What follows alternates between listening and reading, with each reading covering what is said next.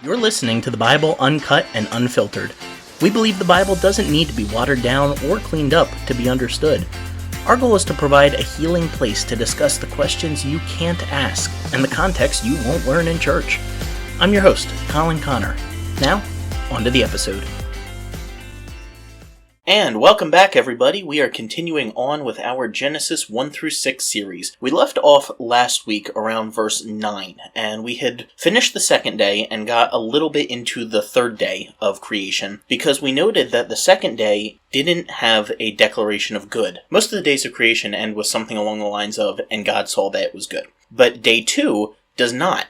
And it's really easy to overlook at first when you're used to thinking of every day having a declaration of good. But day 2 does not. The work of day 2 actually continues into day 3. God is working with the waters there, and he doesn't finish what he was trying to do in day 2. So he actually continues on into day 3, and then, as we're going to see here today, he ends up with a little bit of extra time, so he gives a bonus in the work of creation that he's doing. Now, let's pick up again in verse 9 of Genesis chapter 1. And God said, "Let the waters under the heavens be gathered together unto one place, and let the dry land appear." And it was so. Now, we've really tried to advocate here, when you read the Bible, try to read it as if this is your first time ever approaching the text. Because a lot of times we tend to read our understanding of future passages back into where we're reading right now. And that's not necessarily always a bad thing, but by the same token, stories are meant to be read in a linear fashion from start to finish. And since we're starting off here at the very beginning, which is a very good place to start, we should read forwards rather than backwards.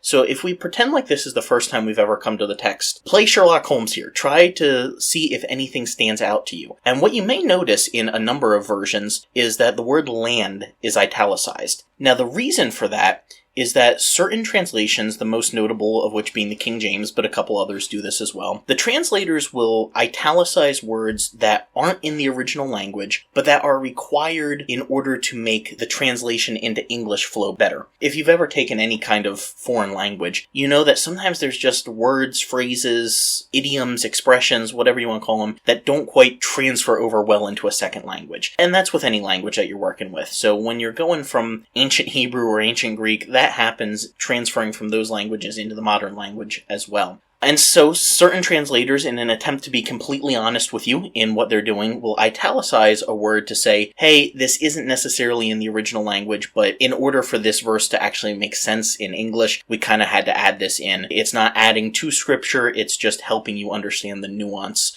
of the original language words. So it happens sometimes, and that's totally normal. It's good. I actually like that practice. I'm thankful for versions that do that. I think it helps people who don't read in the original languages to see where a translation choice was made. But I'm honestly not sure why the King James translators and any others italicized land here. The Hebrew word here is yabashah, and it means dry land. So I'm not entirely sure why they felt like they needed to add land in italics there, though the word itself does mean dry land. But I draw attention to this word not just to give you a little grammatical oddity there, but to show you that this particular word becomes significant in other stories in the Tanakh. It's going to show up as being slightly different in meaning from the word normally translated earth. We saw in the first couple of verses that you have that word ha'eretz that can mean earth in the sense of just land in general, or it can mean the land that a particular story is taking place in, like the land of Israel will often be called ha'eretz. In fact, there's even an Israeli news source called that, ha'eretz. But this word, yabashah, is slightly different. It means basically the same thing, but there's an emphasis on dry land that perhaps used to be underwater and no longer is. So it makes sense that that would show up here in this verse as God is pulling dry land out of the water. But then that particular word shows up in later stories that then hyperlink back to this creation story. For example, Exodus 4:9, this is God talking to Moses on Mount Sinai, and he says, "If they, that is the children of Israel, will not believe even these two signs, or listen to your voice, take some water from the Nile, pour it on the dry ground,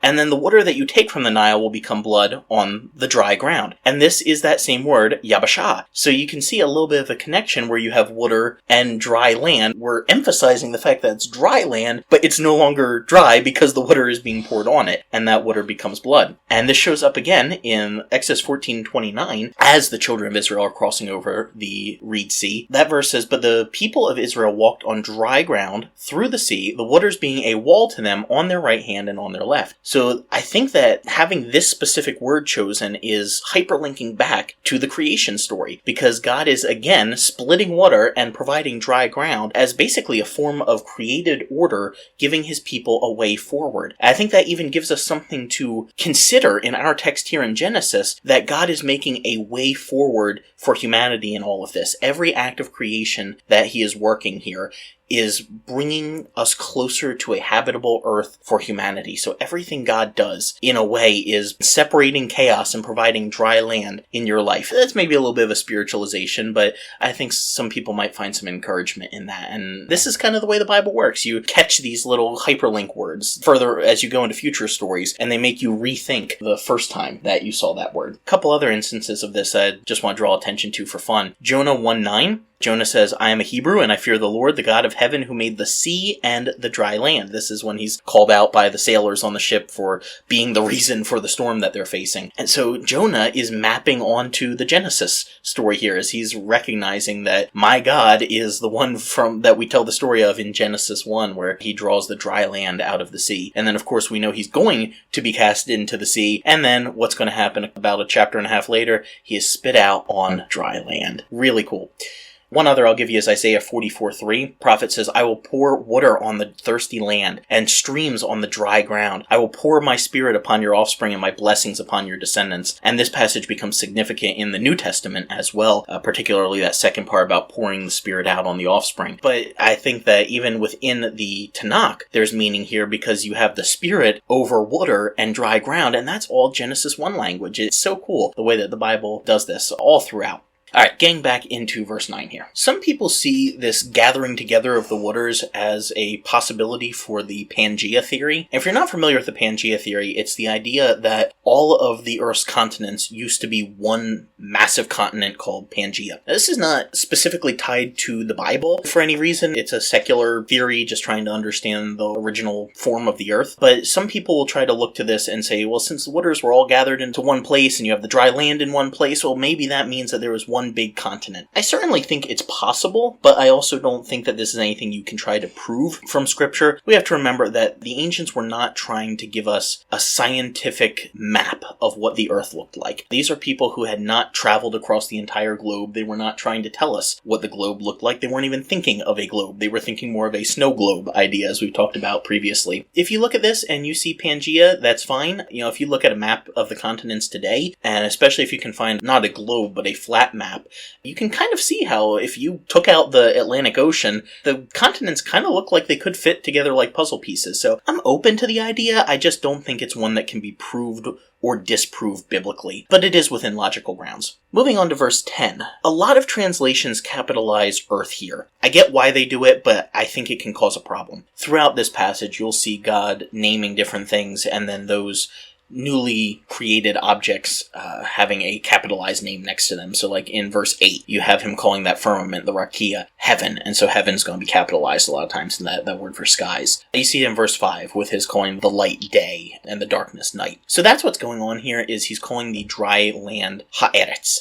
This is not referring to Earth, and that's where I think the confusion can come in, is people see a capital E Earth, and they're thinking of one of the planets in the solar system. And I get that, but we have to remember, ancient book, they weren't thinking of 9 planets in the solar system, or 8. Alright, I'm a millennial, I grew up with Pluto still being a planet. As far as I'm concerned, I don't care what you say, Pluto is still a planet in my heart, and that's all that matters, okay? But this is not what the ancients were thinking about one way or the other. They were just thinking of this being the land, and since God is naming it, it's capital E, Earth. I mentioned last week, I believe, on how compact Hebrew is. And so a few verses back when we had, and God said, let there be light, and there was light, it literally just reads, God said, light be, light was. At the end of each day, the declaration of good is similarly brief. I suppose at the end of each day, aside from 2. I have to make that distinction now. But you know what I mean. So at the end of the days, it literally is reading, God saw indeed good. And the translators don't usually go that route because that doesn't sound very good in English. God saw indeed good. But sometimes I just like the poetic beauty of such restrained speech, choosing very few words to get a point across. Verse 11, so we get a bonus here, because normally we would think, okay, the day's going to be done.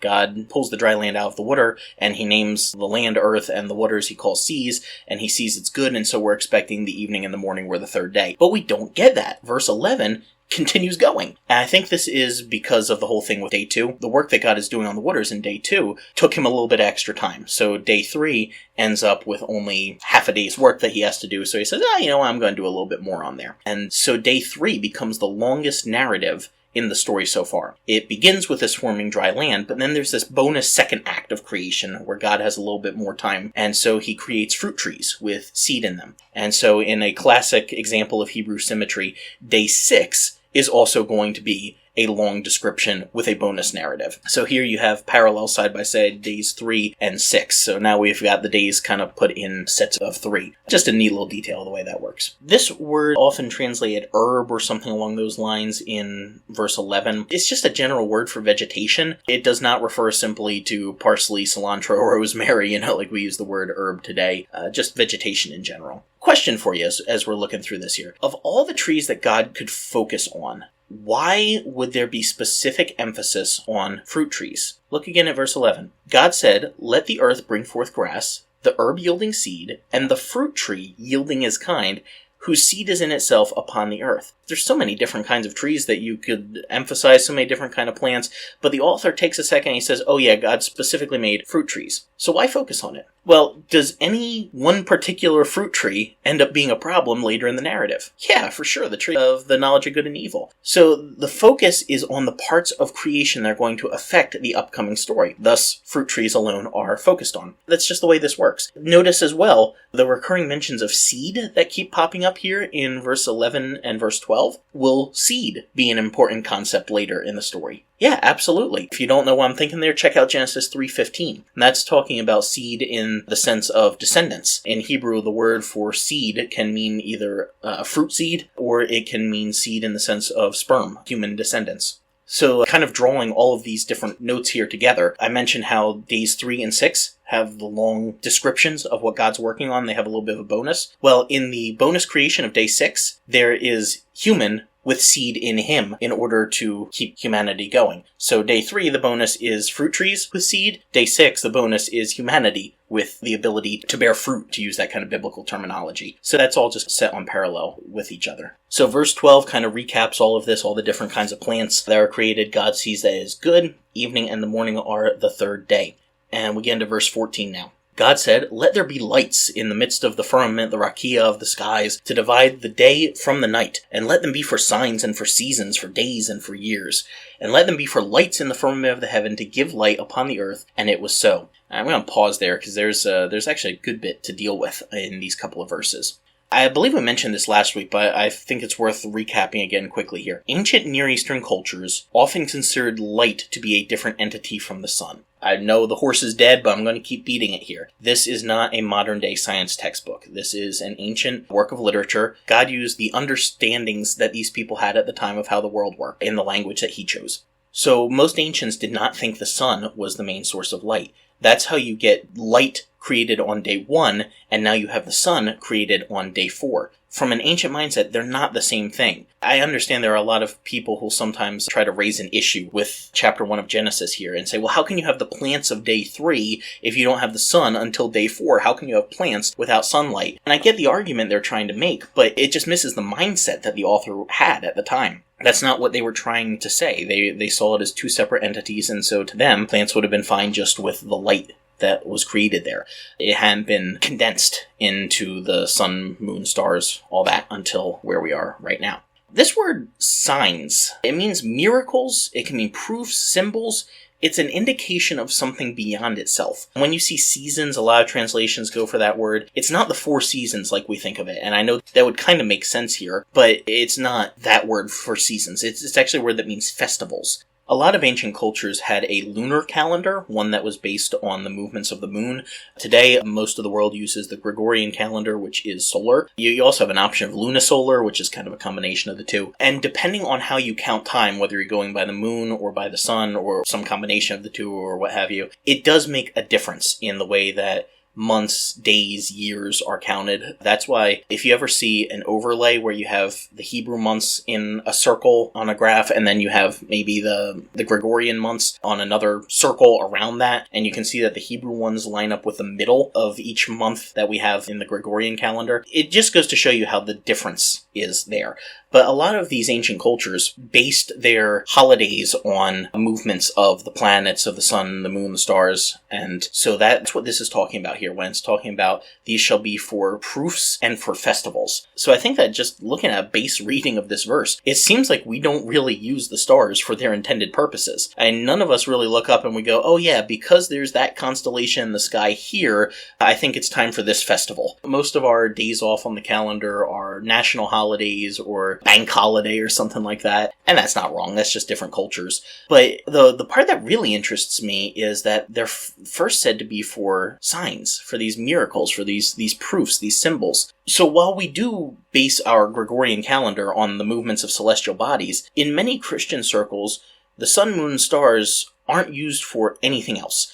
And I think a lot of times that comes from a fear of anything that could sound like astrology. And I realize that astrology means different things to different people. For some people, they just think of checking their horoscope in the newspaper and saying, oh, I'm this star sign and here's what it's going to be for today. Almost like basically just like getting a fortune cookie at a Chinese restaurant. But then I also realize there are other people who, when they hear astrology, they're thinking of overt witchcraft, anti-Christian agenda. And I think for a lot of Christians, that's the kind of imagery that comes up in their mind when they hear anything about astrology. Yet the Bible is arguably more charitable to astrology than we are. And this is not going to be the focus of the podcast today, but it's not quite as cut and dry as a lot of people want to make it. And here's why. Some scholars would say that certain characters in the Bible even dabbled in astrology, including Joseph in Genesis 44:15 with the cup that he has that ends up in his brother Benjamin's sack. Some would say that's a divining cup that may even show up in certain translations. It's a weird thing. No one knows exactly what's going on there. But that has tipped some people off that Joseph may have been familiar with some astrology. Daniel was compared to the astrologers of Babylon and appears to have worked in their circles in Daniel 1:20.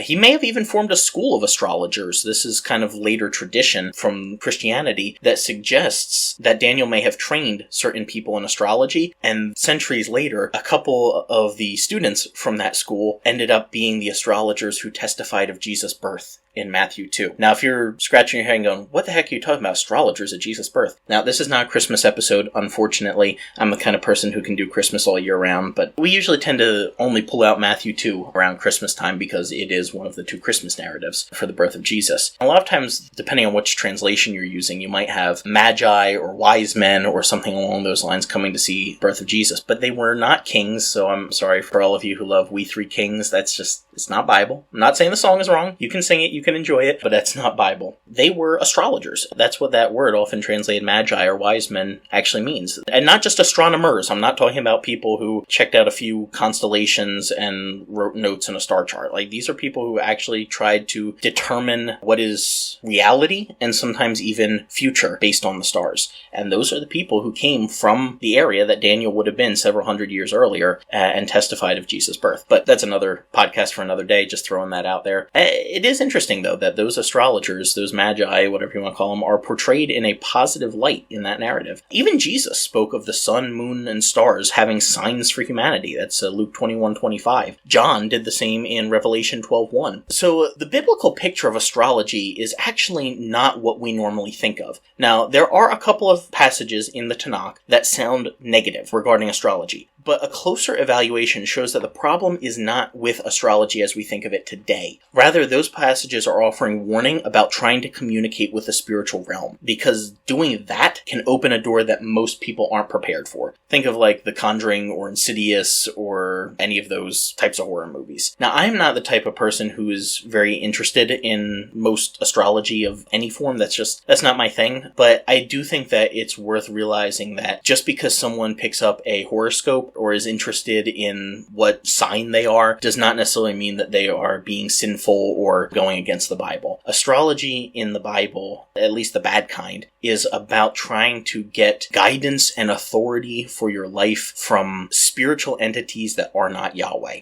and someone looking at the horoscope for their day is not necessarily doing that. That actually seems to be a heck of a lot more in line with how the biblical author thought that these stars were supposed to be used, since he's the one who says they are to be for symbols, for proofs, for signs for your life. It's a little uncomfortable for some people, and I'm not going to lie, I'm actually one of those people that finds that thought a little uncomfortable, because that is not at all the idea that I grew up with. It's there in the Bible, and if we're going to present the Bible uncut and unfiltered, we have to let it make us uncomfortable from time to time. And in fact, I'm going to say, if you read the Bible and you're not feeling uncomfortable, then you're probably not reading it right. Moving on to verse 15, we mentioned this last week, but I still want to draw attention to it, that the lights are placed in the firmament. I point this out because there are certain people, particularly in like a creation science kind of circle, who will try to say that the rakia was something that only existed before the flood. When God sent the flood, he took down the dome that was above the earth and just let all of the water drop down on the earth. But that's not the picture of the Bible. The rakia, the firmament, is just the skies above. And so that's why here in verse 15, you have God placing these lights, the sun, moon, and stars, in the rakia. Not beyond the rakia, but in it.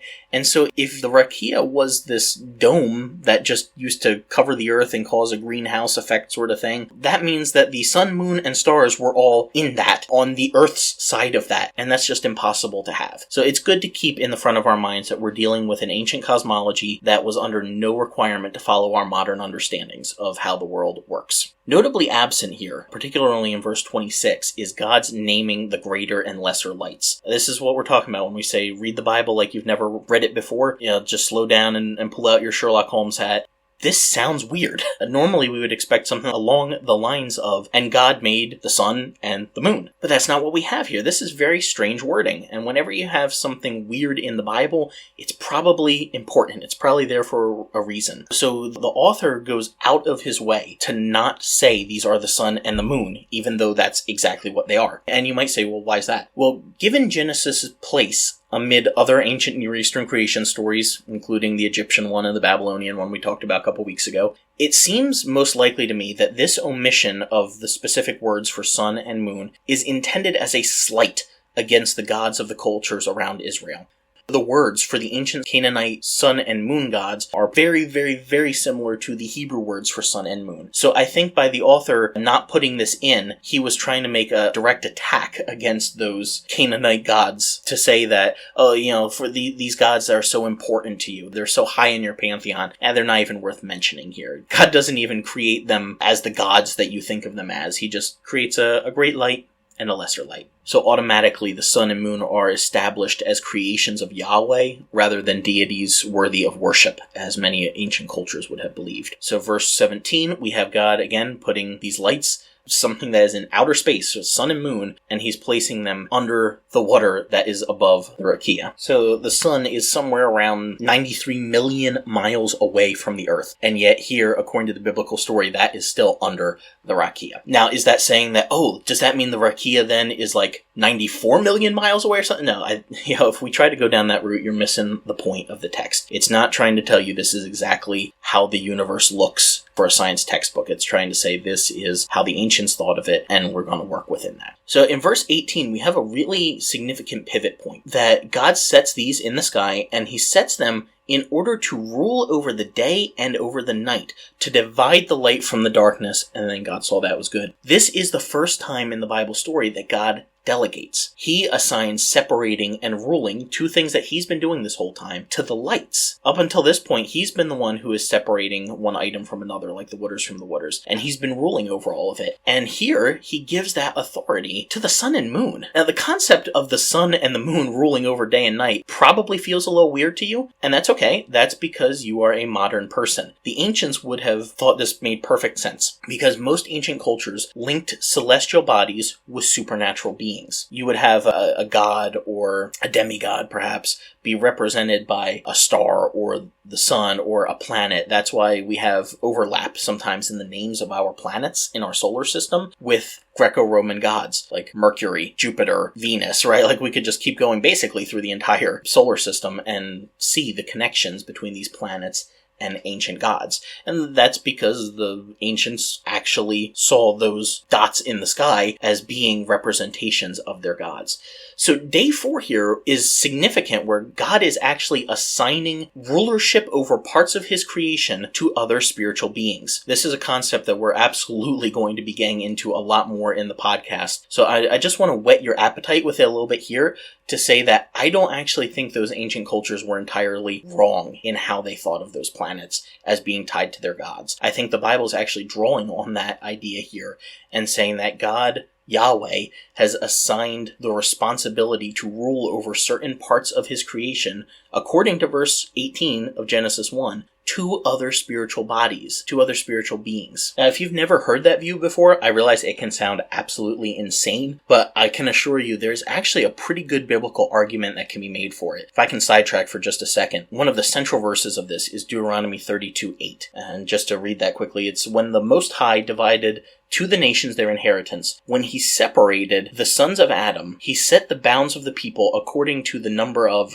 and depending on which version you're using, you're going to have a different answer there. Some older translations, including King James, are going to say the children of Israel. A lot of other versions are going to say the sons of God. Now, this is a whole other debate for another day, but there's a really solid argument for it being the sons of God, not the least of which being that this is talking about the Tower of Babylon, Genesis chapter 11, and how God splits the nations, the people groups up there. And Israel didn't exist yet. Abraham didn't even have a son yet. He hadn't even been called out by God in Genesis 11, so there was no Israel. So to say that God separated the nations according to the children of Israel, well, the children of Israel didn't exist yet. And then also, there were 12 children of Israel. 12 doesn't fit very well into that story of dividing the nations. There's roughly 70 nations that are mentioned there. But with sons of God, that fits in with the Genesis 6 story, which I think also ties into the Genesis 11 story. Don't worry, we will get to all of that, I promise. And it also fits ancient traditions that had 70 sons of God, or 72, basically ruling over different people groups throughout history. Again, I realize this is a lot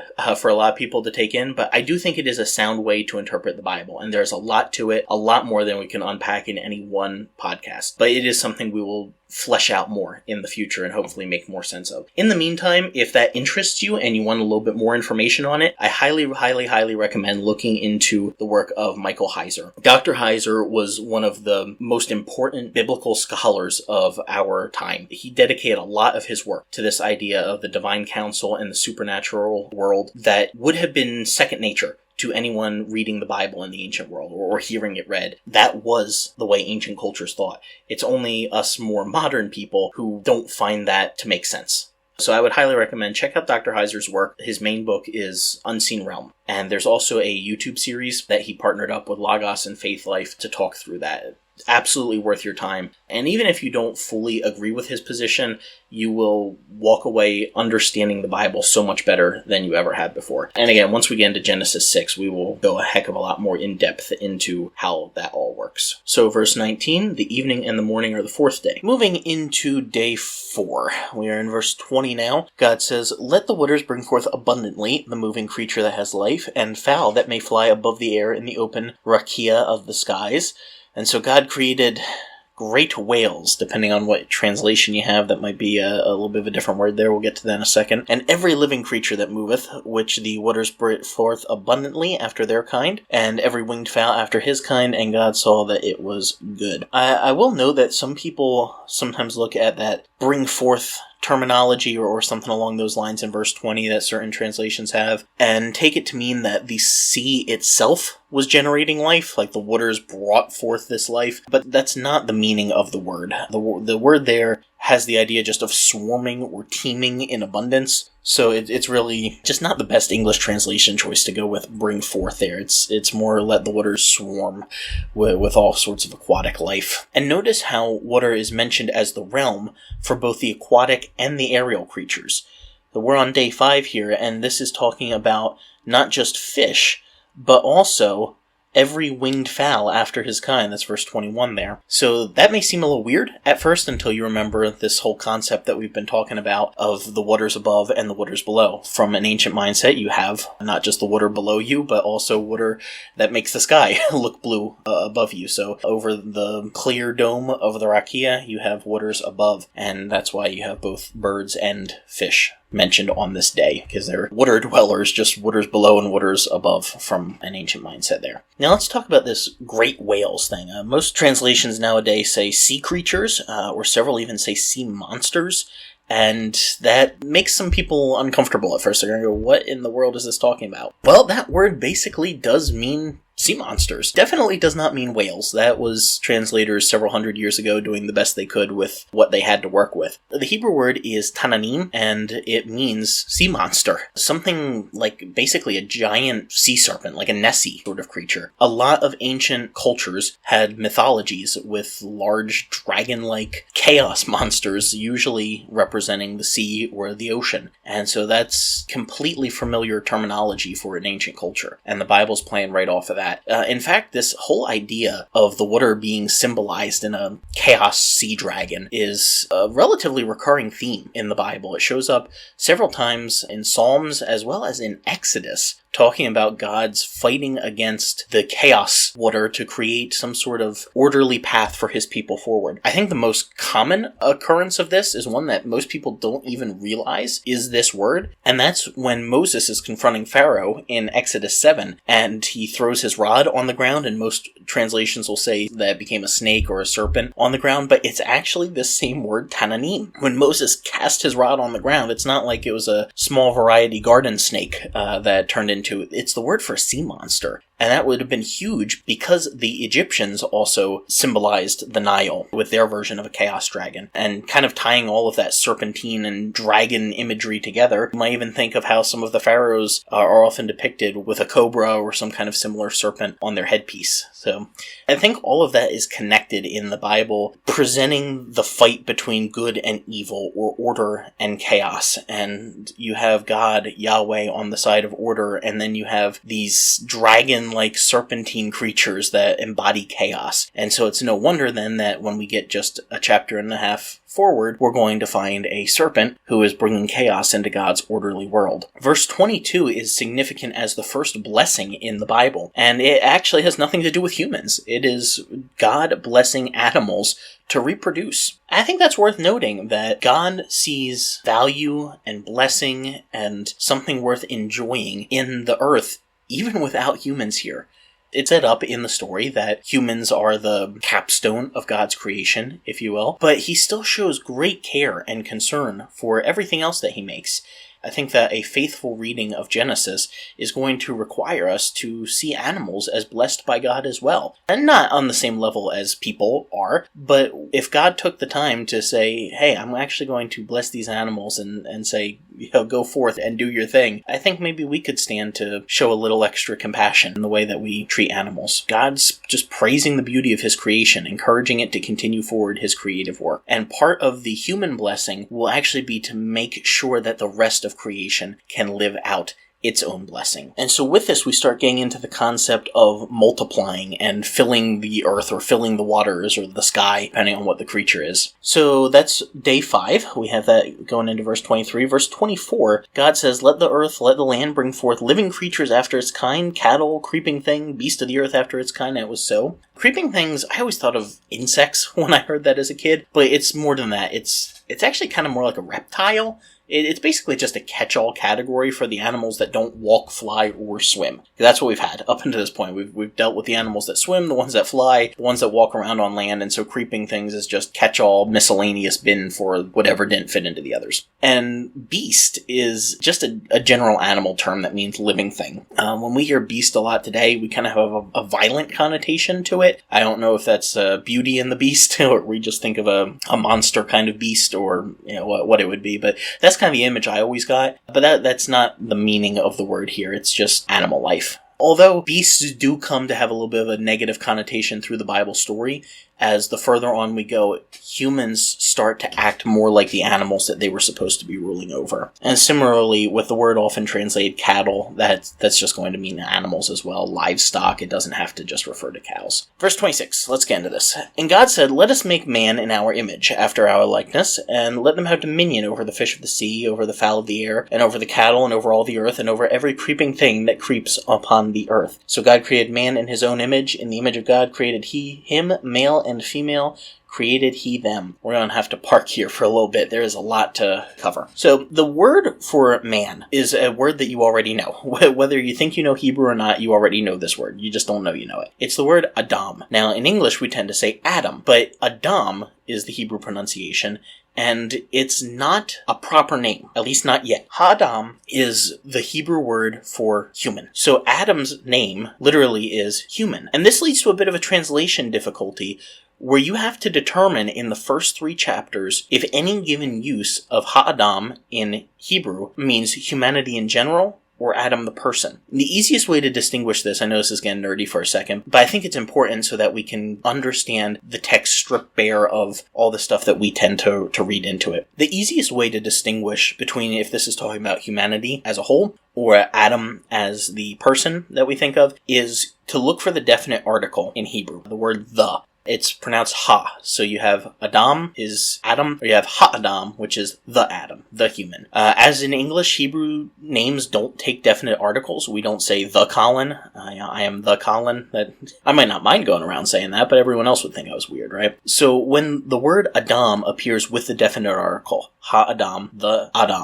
Adam, the human, it means humanity, and not necessarily just the person that we think of as Adam. In fact, I don't think that he takes on the name Adam until significantly later in the story, really the end of chapter 3 into chapter 4. There are a few times it starts to get hairy and people debate, well, is this talking about humanity or is this talking about Adam specifically as we think of him? But I tend to think as I read this story that through chapter 1, even a lot of chapter 2, we should be reading this as the human, because this is giving us the idea that this is not a split person. We don't have Adam and Eve created the way that we tend to think of them. We're still here in chapter 1, and we have God just saying, let us make human, let us make Ha'adam in our image, after our likeness.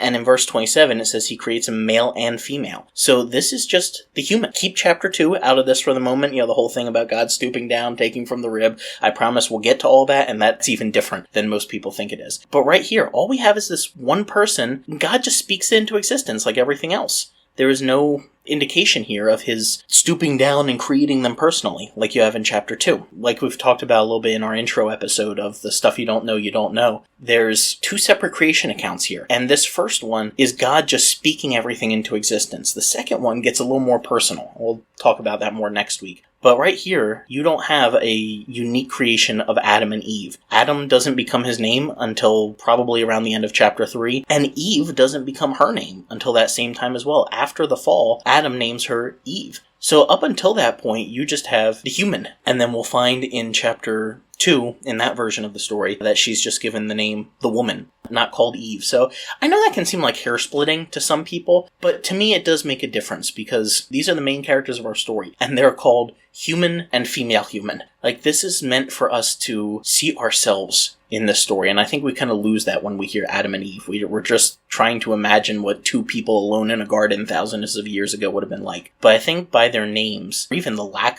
of name, if you want to think of it, the lack of the names that we're used to with Adam and Eve, it helps us to see how they are representatives of all of us. So in chapter 1, man and woman are not created separately. Humanity is created, and humanity is created both male and female at the same time. This is weird for a lot of people, but there are several Christians who will look at this and think that this first human, this Ha-Adam, was androgynous in a way. It's described in both male and female terminology here. I know a lot of people try to split that and say, oh, it's just God creating Adam and Eve, but that's not what's here in this version of the story. We have to keep chapter 1 its own contained narrative until we move forward. Once we move forward, we can come back and readdress this. But remember, it's like a novel. We're reading this in linear fashion. So up until this point, you have the language in verse 27 it's pretty confusing. God creates human, Ha-Adam, in his image. In the image of God created he him, so this is singular, but it says then male and female created he them, and so it's meant to be this sort of meditation literature where you're going, God created one person, but there's male and female in this one person, and then it also says he created them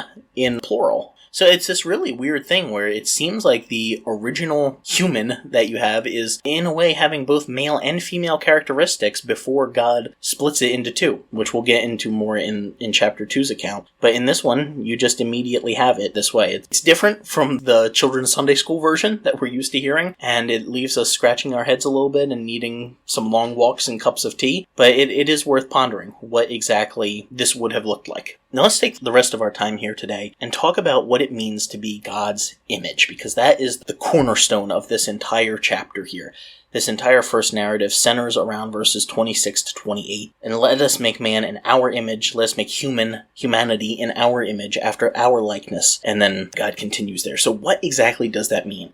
Well, there's 100 different theories. Some people suggest it's the way that we look, that to say we are God's image and his likeness means that we look something like God. If you could somehow see God, he would have a face with 2 eyes, nose, 2 ears, 2 arms, 2 legs, something that looks akin to what we have. But some people would then counter that and say, well, God's a spirit, so he doesn't necessarily have a physical body. But it is worth noting that when God appears to humans in Scripture, it is usually in human form, ultimately culminating in the incarnation of Jesus. So you kind of end up with a chicken or an egg scenario. Like, does God manifest in human form because it makes sense to us, or did he create us in human form because that form already made sense to him? I don't think you can really answer that one well. A point in favor of this position is that the verse says we were made according to his likeness, and that word likeness means form or appearance. It could just be synonymous with the word image, parallel words, or it could be helping to explain what the image of God means. Different people take different positions here. One thing you're going to learn very quickly in this series is that there are 1,000 ways to view any one given verse. And some views may have a little more merit than others,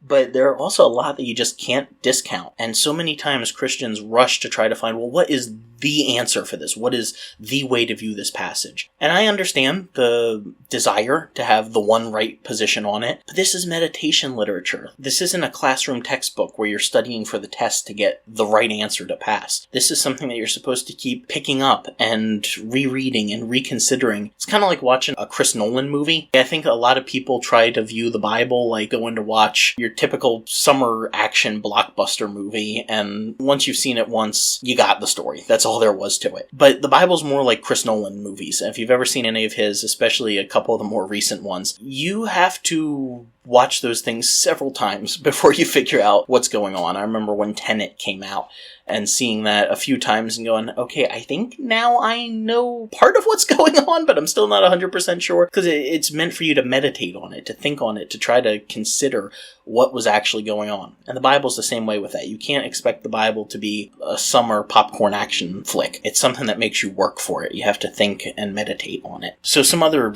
common views on this. Some would point to shared character traits that we have with God. Maybe it's like love or compassion or a desire for truth or what have you. But the problem with that is there's no definite list of shared characteristics between humans and God. You always end up just making up an arbitrary list of what you think fits. And eventually you have to draw a line somewhere because we don't share all of God's character traits. We are not omniscient. We're not omnipotent, omnipresent, what have you. And there's also just no indication in the text that character is in focus here. Some people have noted that we are like God in how he gave us the ability to create life through reproduction and to bring order into the world by subduing it, like how he established order and creation. And so this is a pretty common view where people will say the image of God is basically living out God's creative purpose in the world. A lot of times they'll say it's through reproduction. But there's a danger to locating the image of God in what we do. Because as soon as the image of God becomes about what you can do, you get into difficult questions with humans who can't fit that. If the image of God is about procreation and about subduing the earth, well, what do you do about humans for whatever reason cannot rule and subdue the earth well? What about people who can't participate in procreation due to infertility? What about the elderly who are no longer able to work the way that they used to? What about someone with a mental disability or a little further on an autism spectrum? Like, are they now less human because they are not able to image God in their actions? That's a pretty sticky corner that you don't want to end up in. I don't think that's a fruitful position to take.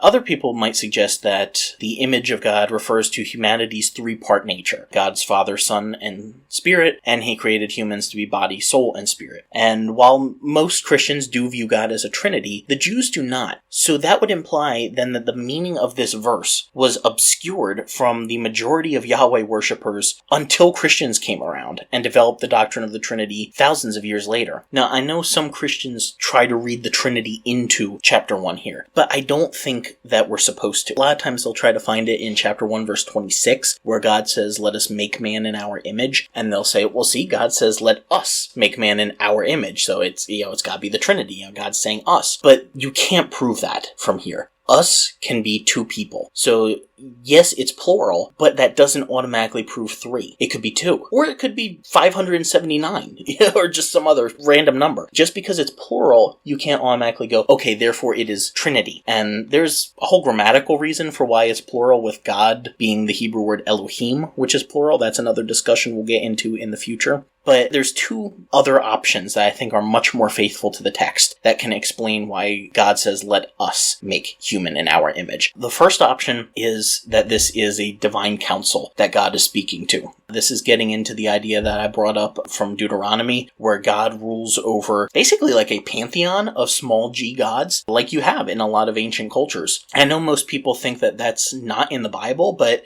I think a pretty good argument can be made that it is. But even if you don't want to take the view of it being other gods, you could just say the heavenly host, the angels, and whatever other spiritual beings are there. So it's saying, let us as a group do this. It's like if I said, let us go to the mall. Well, the idea is that I'm speaking for the group, even though I might be the one who's driving, the one getting all of us to the mall. By my saying, let us go, I'm speaking for the group. So that's one option. The other option that I think very viable for this is this could be something called the royal we. You have someone like a king or a sovereign who's speaking in a first person plural. The king's sitting on his throne and he says, let us make a decree. Well, he's the one who has the authority to make the decree. He's the one who's going to be signing off on it. No one else has to necessarily, but he still says, let us do this thing. It's just kind of a function of grammar that a lot of languages have, and it's very possible that that could be the case here, that God is being depicted as a king, sovereign over his creation, and so he says, let us do this, even though he is the one who is doing it there. So this isn't necessarily talking about Trinity. Now, could you see that in there? Yes, you could, but I don't think that's the initial meaning of this, especially since that just would not have been on the radar for people who believed in Yahweh for quite a long time, until the time of Jesus. But another issue with this idea of the image of God being tripartite nature, body, soul, and spirit, is that the Bible nowhere specifically states that humans are 3-part beings. Now, for those of you who are already thinking of proof texts, hold your horses, we will get there, I promise. But I believe a strong argument can be made that the Bible nowhere specifically states humanity are 3-part beings. Granted, the lack of explicit mention of something in Scripture does not mean the position is wrong, but it is worth noting. Now, let's dig into this for a second. We're going to sidetrack here because this is an important issue for a lot of people. So in order to understand the mindset of the ancient authors and audiences of Genesis, let's jump ahead for a second to chapter 2, verse 7. There, God breathes into the newly formed human's nostrils the breath of life in order to make him a living soul. And the Hebrew word that's often translated soul is the word nephesh. It's really fun to say, nephesh. It literally means throat. It can also refer to breath. And here's the connection. If you cut someone's throat, they can't breathe, and so their soul leaves them. So you can kind of see the progression of thought. It's a word that literally means throat, and so over time it came to also include the meaning breath, and then as time went on, soul, or really the spiritual side of someone. Now, from an ancient perspective, spirit and breath are going to be the same thing. In Hebrew, they're actually the same word, ruach, a lot of times. That's the word you have in Genesis 1:2, where the Spirit of God hovers over the chaos waters. It's that word ruach, and it means spirit or breath or wind, depending on the passage. So in Genesis, you don't have a 3-part division of body, soul, and spirit. You have a 2-part division. Physical and non-physical. You have the physical body that is made, and then you have a spirit/soul that I would consider to be one entity. Spirit and soul are basically used interchangeably to mean life essence. And that idea actually carries out through most of the rest of the Bible, with passages where soul and spirit are used interchangeably. Job 7:11, Isaiah 26:9, Luke 1:46. We'll put those in the show notes for later reference. But those verses mention spirit and soul in parallel to each other. The way Hebrew parallelism works is it'll put two synonyms side by side, and it's not saying two different things, it's actually talking about the same thing, but from slightly different angles. Best example I can give from modern culture is in Episode 4 of Star Wars, A New Hope. Ben is telling Luke about the Clone Wars and how the Jedi Knights were the guardians of peace and justice. And he says it was before the Dark Times, before the Empire. So does he mean that there was a time that was the Dark Times and there was a time that was the Empire? No, he's not suggesting that those are two different eras. They are the same era described in two different terms. The Dark Times and the Empire's rule are the exact same thing for old Ben. So even in the New Testament, several passages keep this two-part view. You get in Matthew 10:28, 1 Corinthians 7:34, 1 Corinthians 15:44, and others. But there are two main passages that people turn to for a three-part view of body, soul, and spirit. The first is 1 Thessalonians 5:23, where Paul says, "The very God of peace sanctify you wholly. I pray God that your whole spirit and soul and body be preserved blameless until the coming of our Lord Jesus Christ." And that is an option. I can see absolutely why some people would take that to mean three-part. However, this can also legitimately be translated, "I pray God your whole spirit, even your soul, and your body be preserved blameless," implying that spirit and soul are the same. But even if you take the position that three parts are listed, body, soul, and spirit, you have to ask what the difference is between soul and spirit, because the Bible never says. And people try to make divisions, and I've heard it go both ways. Some people try to say, well, the soul is the personality side of you, and the spirit is the part that relates to God. But not everyone agrees on that. I remember one time a pastor friend of mine tried to say that instead of going soul winning, you should say you're going spirit winning, because the spirit's actually the part of the person that connects to God. He was talking a little tongue-in-cheek about it, but he was pointing out how ridiculous that sounds. But that is the way that a lot of people view it, that the soul is like your personality and the spirit is the part of you that can relate to God. Interestingly enough, the ancient Greeks actually saw it as the reverse. To them, the spirit was your personality and the soul is what connected you to the divine. I'll include a reference of this on the website. But the Bible never gives a definition one way or the other, so you're left making up whatever makes sense to you. The other main passage that's used by trichotomists, people who try to say body, soul, and spirit, that's Hebrews 4:12. This is a fun one. "For the word of God is quick, powerful, sharper than any two-edged sword, piercing even to the dividing asunder of soul and spirit, and of the joints and marrow, and is a discerner of the thoughts and intents of the heart." So many people will point to this and say, aha, see, God divides soul and spirit. To which I respond, aha, the whole point is that they're not supposed to be separated. See, the author of Hebrews is comparing Scripture to a razor-sharp blade that can cleave anything in two, even substances that couldn't normally be split. If Hebrews was written today, the author might have said that the Word of God can split the atom. Dangerous things can happen when you split an atom. I don't recommend doing that on your own. If you remove marrow from a bone, it's probably going to hurt.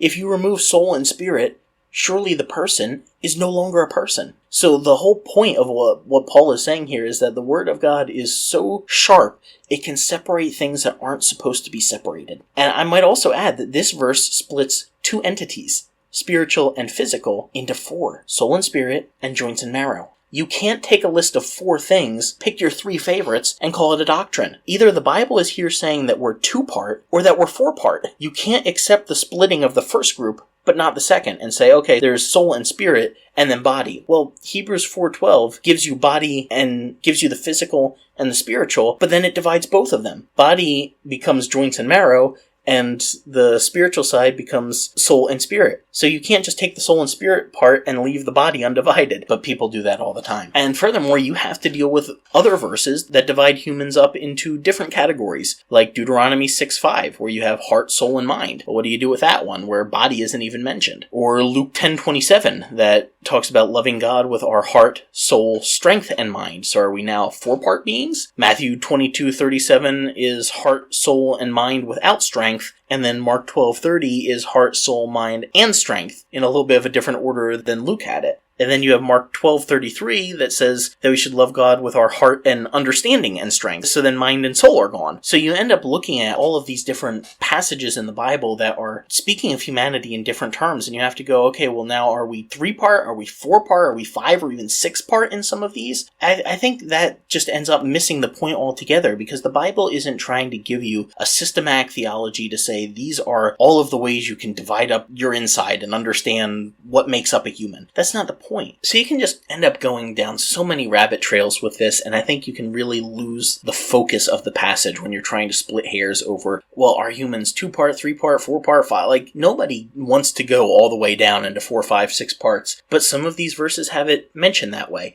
So I don't think the point of this is to say how many parts we're supposed to divide humans up into. It's just to say your whole self should glorify God. So overarchingly in the Bible, I see a 2-part division. And yes, there are a couple of other passages where other parts are brought in, but I think overall we can understand body and spirit/soul as the 2 parts of a human. So with that wonderful rabbit trail aside, we return to the original question here. What actually is the image of God? Well, hopefully you can see by now that it is subject to debate, and there are a lot of opinions that people have on this.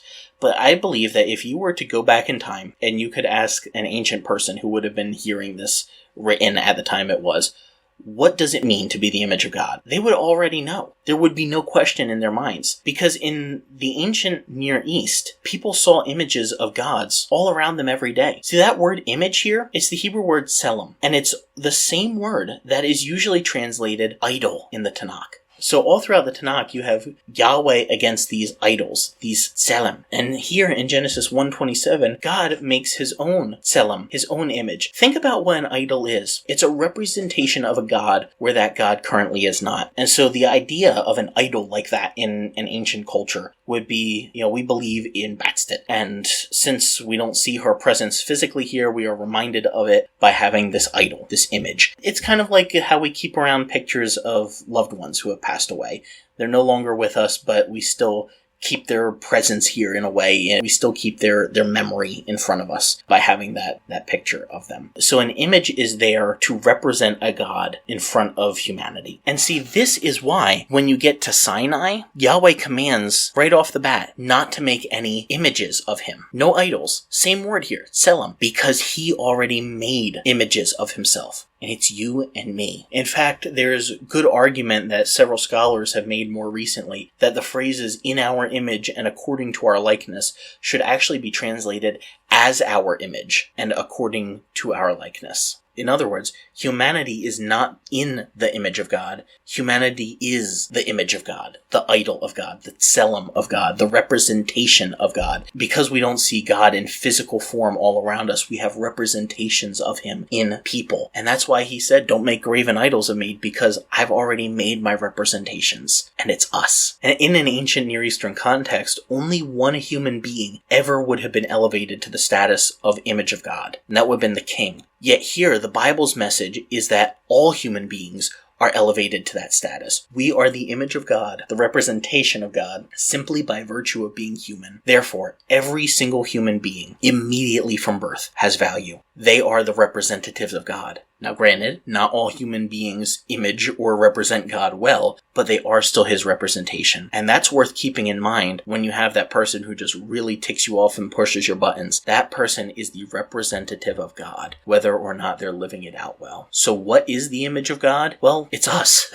We can get lost in these debates about trying to exactly define what constitutes the image. But I think the text tells us it's us. We are that. We are the representation of God. Simply by virtue of being born a human being, you are the image of God. You don't have it, you are it. And so with that, we are given the right and the authority to rule on his behalf. It's worth noting that even after the fall narratives of Genesis 3 to 11, and I say that's very specifically, I know most of the time we say you have the fall in Genesis 3. But you actually have 3 failure narratives, Genesis 3, Genesis 6, Genesis 11. And Michael Heiser would often make a case that readers of this text would have understood there to be 3 failure narratives in the first 11 chapters of the story. So even after these failure narratives in Genesis 3 to 11, the Bible never says that the image of God was affected or removed. We tend to assume that the image of God is marred, but I'm not convinced that it is. Yes, we sin. Yes, we often have a bent toward wrongdoing. But the image of God is fundamentally about who we are as human beings, not about what we do. No one person is any less the image of God than another, even if he isn't fully living up to all that he should. I think sometimes people assume that the image of God is really only lived out in Christians or lived out in a certain type of person. But it's not about what we do. It's about who we are. And so even after the fall, there is no indication in the Bible that the image of God was marred or changed. Yes, we have issues. Yes, we have sin that we have to deal with. But nothing specifically about the image is touched. That has remained the same. Now, I know that's a lot to take in. There's so much to process in just a few verses here. So let me close out with a quote from C.S. Lewis. This is in The Weight of Glory, and I think he summarized this so well. He says, "It is a serious thing to live in a society of possible gods and goddesses, to remember that the dullest, most uninteresting person you can talk to may one day be a creature which, if you saw it now, you'd be strongly tempted to worship, or else a horror and corruption such as you now meet, if at all, only in a nightmare. All day long we are, in some degree, helping each other to one or the other of these two destinations. It is in the light of these overwhelming possibilities, it is with the awe and the circumspection proper to them, that we should conduct all of our dealings with one another, all friendships, all loves, all play, all politics. There are no ordinary people. You have never talked to a mere mortal. Nations, cultures, arts, civilizations, these are mortal, and their life is to ours as the life of a gnat. But it is immortals whom we joke with, work with, marry, snub, and exploit. Immortal horrors or everlasting splendors." So I want to leave you with that thought this week. The person who absolutely drives you up a wall at work, the spouse that you fought with today, the kids who are driving you insane with their screaming and messes, the person who cuts you off on the freeway, that is the image of God. Your God is represented in that person. Whether they believe the same thing you do or not, whether they vote the same way you do or not, whether they know you at all or not, whether you consider them friend or foe, they are the image of God, and thus they have value and deserve to be treated with respect and honor. Talk about a powerful message.